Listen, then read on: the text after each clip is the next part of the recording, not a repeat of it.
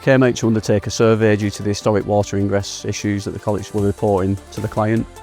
After internal assessment, we came up to roof level to have a look at the existing roof coverings. These were an aged, deteriorated, liquid waterproof covering at the end of its serviceable life and any kind of relevant guarantee period.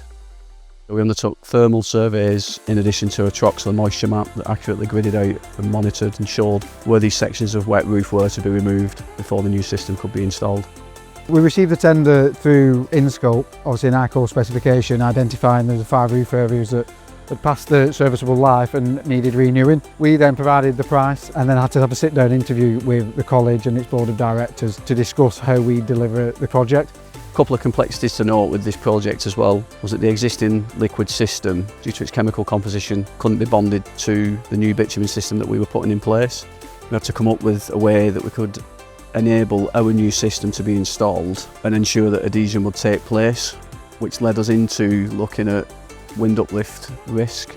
So the only way to feasibly do it without disrupting the internal spaces that were kind of being used in term time was to overboard with a mechanically fixed recovery board straight through to the timber deck that was beneath the majority of the roof spaces. We had to take a proactive approach with the programme. We knew with it being such a long programme lasting the majority of the year that we would experience spells of inclement weather. So we worked with the college with the phasing plan to ensure we front loaded during the good weather periods to ensure that we met the original deadlines.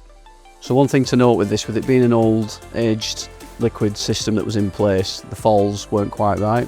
So we reattended after our initial site survey to undertake a full measure of the roofs to incorporate tapered insulation that would enable us to achieve both Part L and BS 6229. With that, we've improved thermal performance across the roof and enabled drainage, preventing any kind of residual standing water at roof level.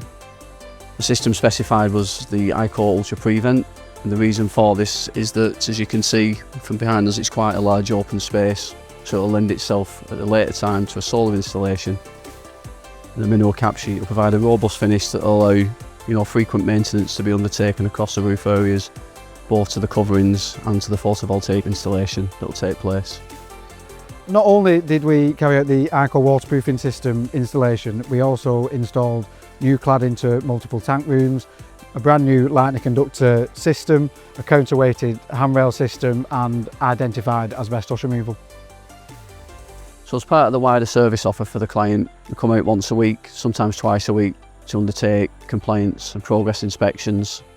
Paul Worthington, the contracts manager, and myself will be in weekly contact with Mark and the site tech team to ensure that we're installing the IKO system as per specification to ensure that the full 25-year single point guarantee was issued at the end of the project.